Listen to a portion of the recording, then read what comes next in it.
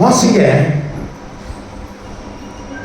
மத்தேயு எழுதின சுவிசேஷம் 28ஆம் அதிகாரம் 6வது வசனம் எடுத்தவங்க வாசிங்க. அவர் இங்கே இல்லை, தான் சொன்னபடி அவர் உயிர்த்தெழுந்தார். கர்த்தரை வைத்த இடத்தை வந்து பாருங்கள். அவர் சொன்னபடி உயிர்த்தெழுந்தார். ஆமென் சொல்லுமா. அவர் என்ன சொன்னாரோ அது அப்படியே நடத்தினார். அவர் வாக்கு மாறாத தேவன். அவர் வசனித்ததை அப்படி நிறைவேற்றுகிற தேவன். அவர் இங்கே இல்லை, தான் சொன்னபடி உயிர்த்தெழுந்தார் என்று ஆண்டவர் சொல்கிறார். வேதம் சொல்கிறது உயிர்த்தெழுந்த ஆண்டவர். இயேசு உயிர்த்தெழாவிட்டால் நம்ம விசுவாச யாத்திரைகள் விருதாய் போய்விடும். இயேசு உயிர்த்தெழுந்த நிமித்தம் நமக்கு ஒரு பெரிய விசுவாச யாத்திரையில் ஓடுவதற்கு நமக்கு தகுதியை கொடுத்திருக்கிறார். உலகம் எங்கும் இருக்கிற அத்தனை நபர்களும் விசுவாசத்திலே உறுதியாக இருக்கிறார்கள் என்று சொன்னால் இயேசு சொன்னதை செய்கிறவர், இயேசு சொன்னபடி உயிர்த்தெழுந்தவர். அவர் மரித்தவர் அல்ல, அவர் மரித்தார், உயிரோடு எழுந்தார். கரங்களை தட்டி தேவனை மகிமைப்படுத்துமா. அவர் மரித்து போய் விடுவார். நிறைய பேர் சொன்னாங்க அவர் மரித்து போய் விடுவார், அவர் மரித்து போய் விடுவார், அவருடைய சாம்ராஜ்யத்தை உடைத்து விடுவோம், அவருடைய நாட்கள் முடிவடைந்தது என்று நினைத்தார்கள். ஆனால் முடிந்ததிலே ஒரு தொடக்கத்தை வைத்திருக்கிறார். இயேசு மரித்தது நிமித்தம், இயேசு மரித்தது நிமித்தம் நமக்கு மரண பயத்தை நீக்கியிருக்கிறார். இயேசு மரித்தோருக்கு உயிர்ப்பிக்கப்பட்டது நிமித்தம் பலமாய் அது தேவனுடைய அது குமாரன் ரூபிக்கப்பட்டிருக்கிறார். ஆமென் சொல்லுமா. மரித்தோரிலிருந்து உயிர்ப்பிக்கப்பட்டபடினாலே அவர் பலமாய் என்ன செய்தாராம்? ரூபிக்கப்பட்டிருக்கிறார், நிரூபிக்கப்பட்டிருக்கிறார். மார்க் 16:6 அவன் அவர்களை நோக்கி வாசிங்க. மார்க் 16 அவர்களை நோக்கி பயப்படாதிருங்கள், சிலுவையில் அறையப்பட்ட நசனாகிய இயேசுவை தேடுகிறீர்கள். அவர் உயிர்த்தெழுந்தார், அவர் இங்கே இல்லை, இதோ அவரை வைத்த இடம். இயேசு உயிர்த்தெழுந்திருக்கிறார், இயேசு மரித்தோரிலிருந்து உயிர்ப்பிக்கப்பட்டு இருக்கிறார்.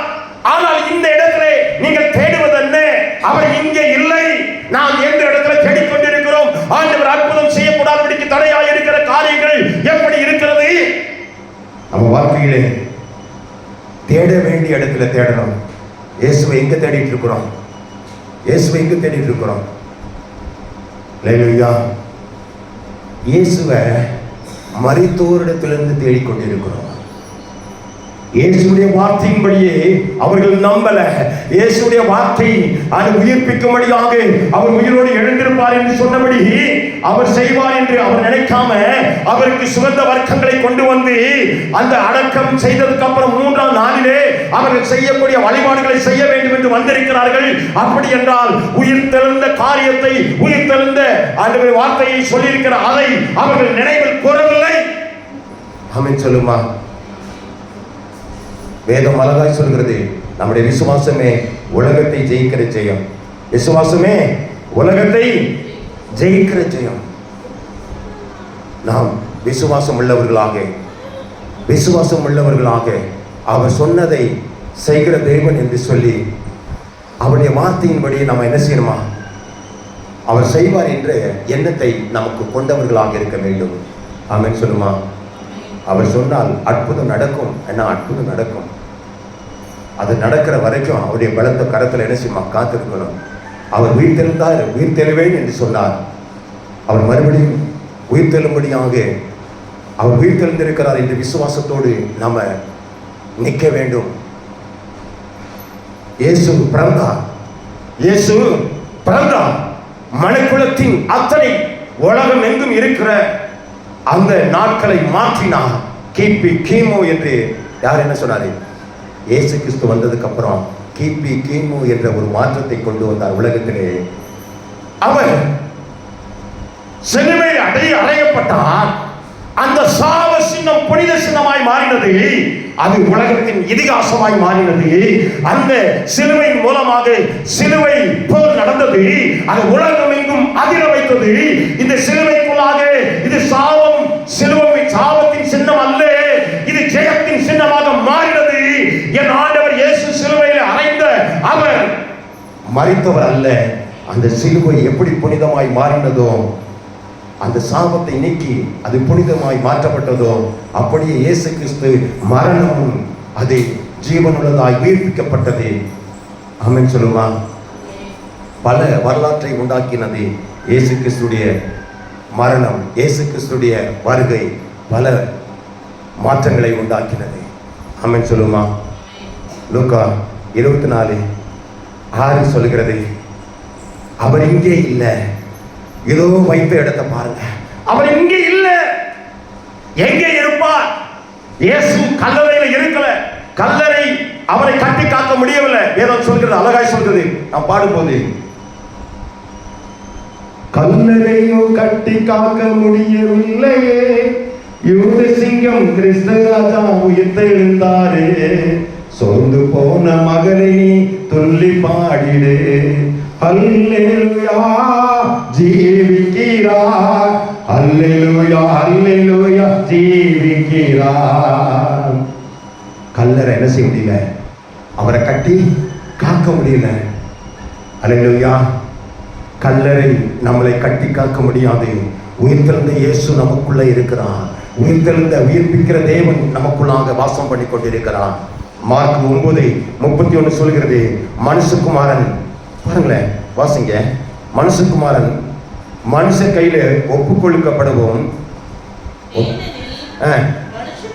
மனுஷகுமாரன் மனுஷ கையிலே ஒப்பு கொடுக்கப்படுவார்கள் என்றும் அவர்கள் அவரை கொன்று போடுவார்கள் என்றும் கொல்லப்பட்டு 3ஆம் நாளிலே உயிர் தெழுந்திருப்பார் என்றும்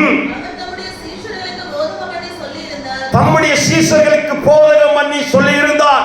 அவருடைய மரணம் அவருக்கு தெரியும். ஆமென் சொல்லுமா? அல்லேலூயா. நம்மளை நிற்பதும் நிர்மூலமாகாதிருப்பதும் கர்த்தருடைய கிருபை. நம்மளை ஏன் நம்ம விசுவாசித்து இருக்கிறனாலே மரண பயத்தை நீக்கி இருக்கிறார் ஆண்டவர். மரண பயம் அந்த காலத்தில் ரொம்ப அதிகமாக இருந்துச்சு.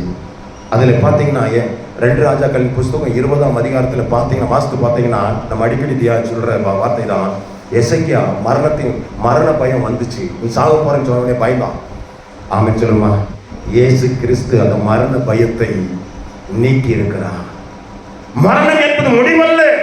மரணம் என்பது முடிவல்ல.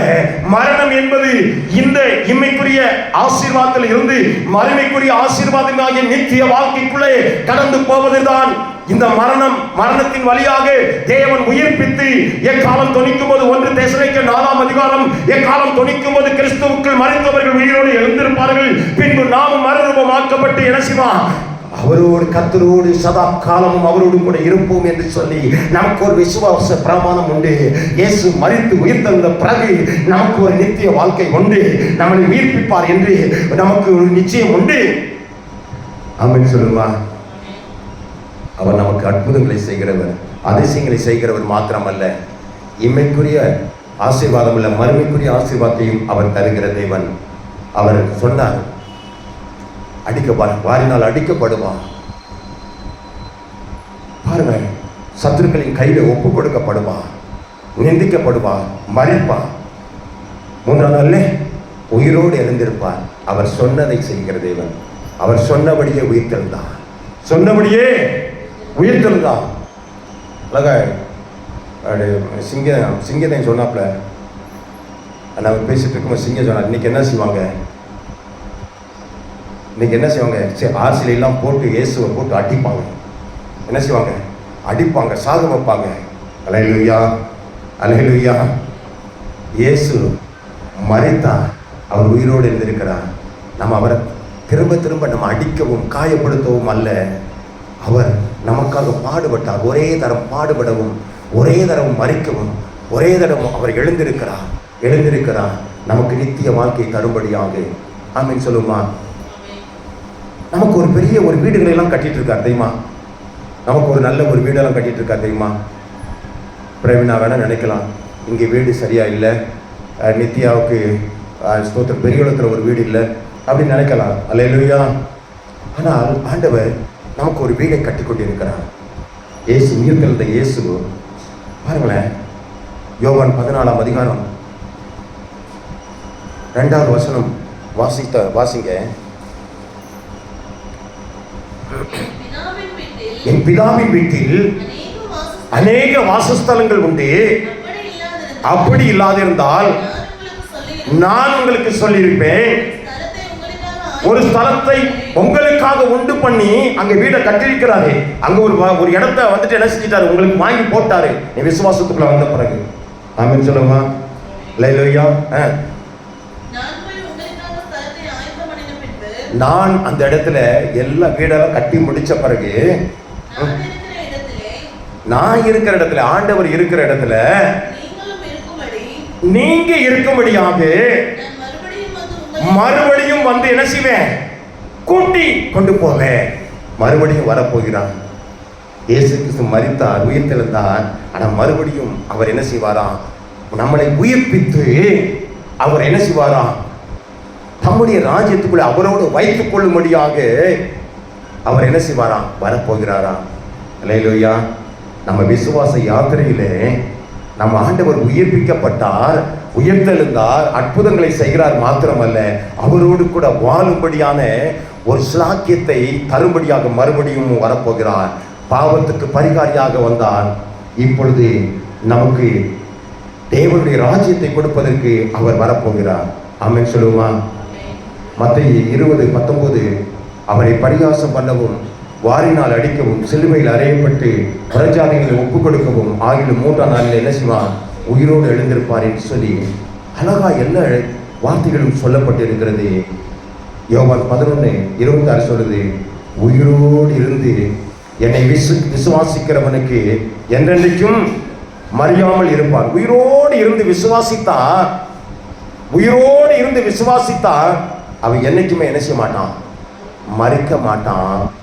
ஆமென் சொல்லுமா? அதனால விசுவாசிக்கிற நம்ம பதறவே கூடாது. வேதம் அழகாய் சொல்லுகிறது, மரணத்தை ஜெயித்த இயேசு கிறிஸ்துவின் விலையேற பெற்ற கிரயத்தினாலே மீட்கப்பட்டிருக்கிறோம், ரட்சிப்பை அடைந்திருக்கிறோம். இன்னைக்கு உயிர்த்தெழுந்த இயேசு கிறிஸ்துவின் வல்லமையான நாமத்தினாலே நமக்கு ஒரு விசுவாசம் கொடுக்கப்பட்டது. நாம் உயிர்ப்பிக்கப்பட்டிருக்கிறோம், பாவத்திலிருந்து உயிர்ப்பிக்கப்பட்டிருக்கிறோம், பரிசுத்த வாழ்க்கைக்குள்ளே எழுந்திருக்க பண்ணி தேவன் எழுந்திருக்க பண்ணியிருக்கிறார். நாம் பலவீனத்திலும் வேதனைகளிலும் போராட்டங்களிலும் கர்த்தர் நம்மை ஜீவனோடு வைத்திருக்கிறார் என்று சொன்னால் இது மாபெரும் கிருபை. நான் இன்னைக்கு உயிரோடு இருக்கிறவனே இல்லை. நான் இன்னைக்கு எத்தனை பேர் சொல்ல முடியும், நான் இன்னைக்கு உயிரோடு இருக்கிறவனே இல்லை. ஆனால் கடந்த நாட்களில் நடந்த காரியங்களாம் பார்க்கும்போது இன்னைக்கு நான் ஜீவனோடு இருப்பது கர்த்தருடைய கிருபை. எத்தனை பேர் சொல்றீங்க? கையை வைத்து சொல்லுவோமா? அல்லேலூயா. ஜீவனின் அதிபதி. அல்லேலூயா. பாடுமா? ஜீவனின் அதிபதியே உம்மை ஆராதனை செய்கிறோம். ஜீவனின் அதிபதியே உம்மை ஆராதனை செய்கிறோம். அல்லேலூயா ஓசன்னா, அல்லேலூயா ஓசன்னா, அல்லேலூயா ஓசன்னா, அல்லேலூயா ஓசன்னா. உயிரோடு எழுந்தவரே உம்மை ஆராதனை செய்கிறோம். ஜீவனின் அதிபதி உம்மை ஆராதனை செய்கிறோம். லூக்காயின் சுவிசேஷம் 1ஆம் அதிகாரம் 71ஆவது வசனம் எடுத்தவங்க வாசிங்க. லூக்கா 1:71 எடுத்தவங்க வாசிங்க.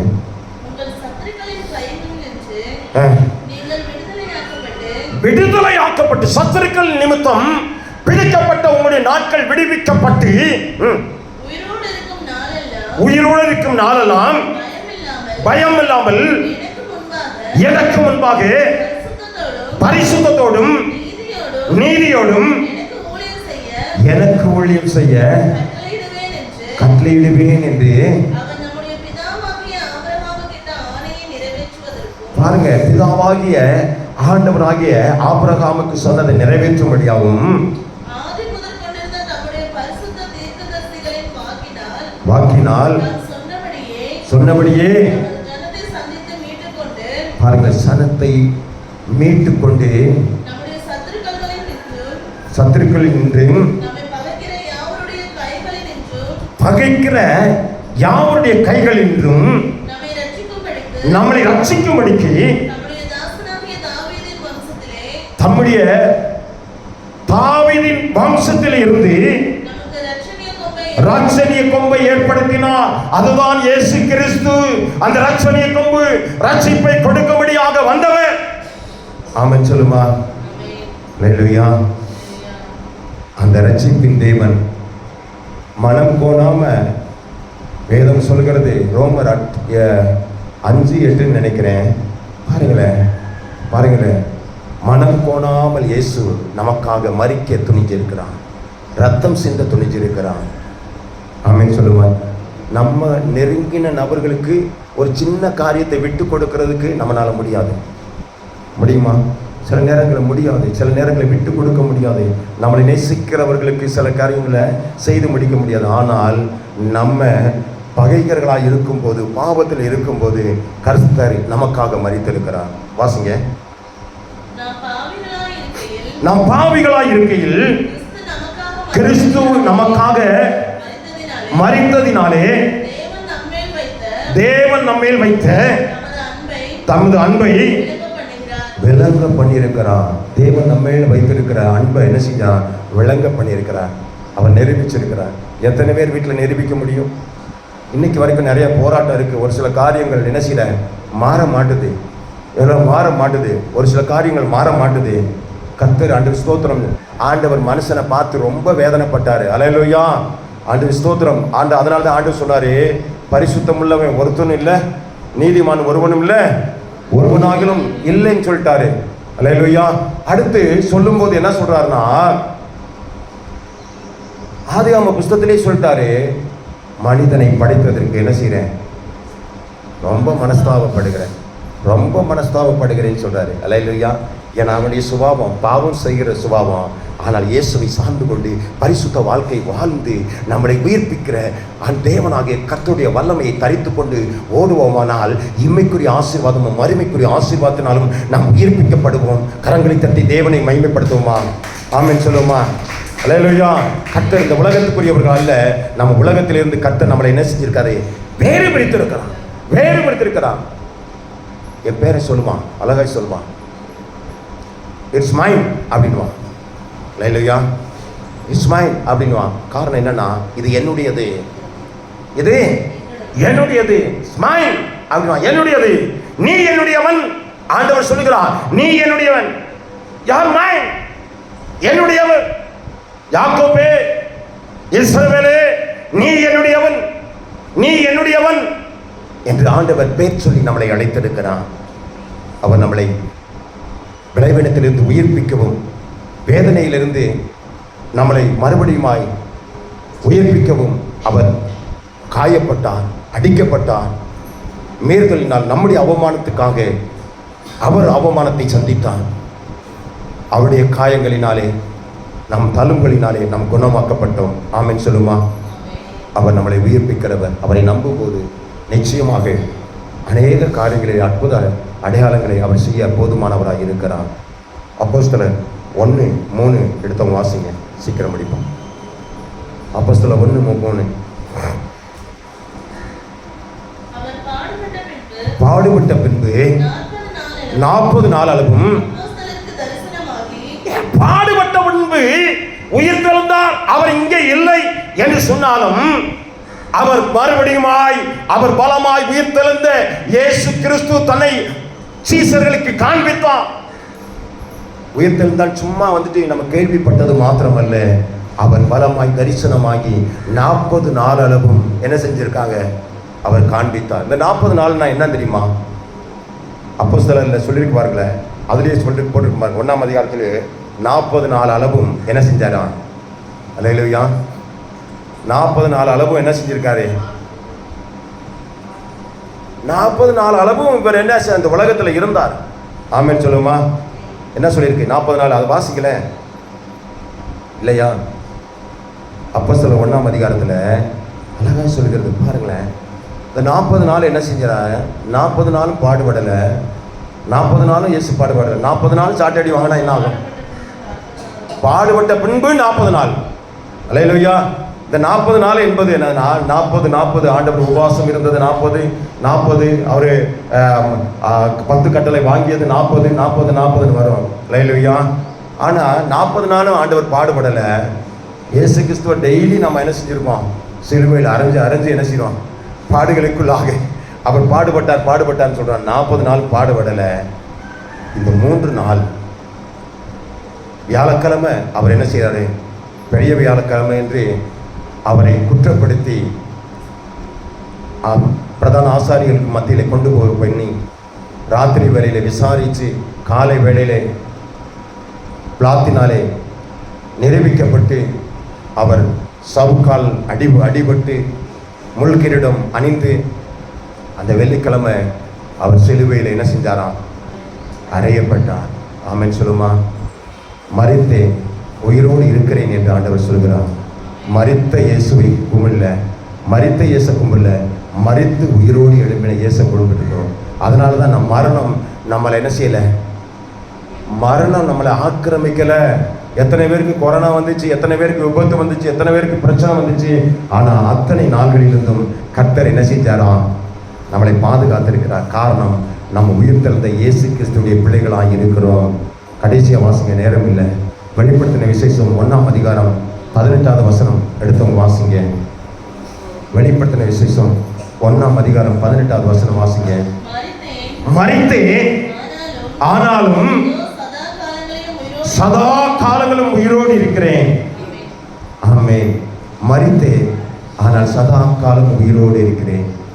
ஆண்டவர் மரித்த இயேசு அவர் மரித்து போகல, அவர் உயிரோடு எழுப்பினார். அதனாலே நம்மளை உயிர்ப்பிக்க முடியும். அதனாலே நம்மளை என்ன செய்ய முடியும்? நமக்கு அற்புதங்களை செய்ய முடியும். அதனால தான் வேதம் அழகாய் சொல்கிறது. ரோமருக்கு எழுதின நிருபம் 8ஆம் அதிகாரம் 11வது வசனம் சொல்கிறது, கிறிஸ்துவை மரித்தோருக்கு உயிர்ப்பித்த தேவ ஆவியானவர் உங்களுக்குள் வாசமாய் இருக்கிறபடினாலே மரித்து போன உங்கள் சரீரத்தை உயிர்ப்பிப்பான். கர்த்தர் உங்களை உயிர்ப்பிப்பான். எல்லாரும் மலங்கால் படிடுவோம். எல்லாரும் மலங்கால் படிடுவோம். அல்லேலூயாவே. மரித்து போன சரீரத்தை, பலவீனமான சரீரத்தை இந்த நாளிலே கர்த்தர் உயிர்ப்பிக்க ஆண்டவரே உம்முடைய கிருபை தாங்கப்பா, உம்முடைய கிருபை தாங்கப்பா, உம்முடைய தயவு தாங்கப்பா, உம்முடைய அற்புதங்களை செய்ய ஆண்டவரே. அல்லேலூயாவே.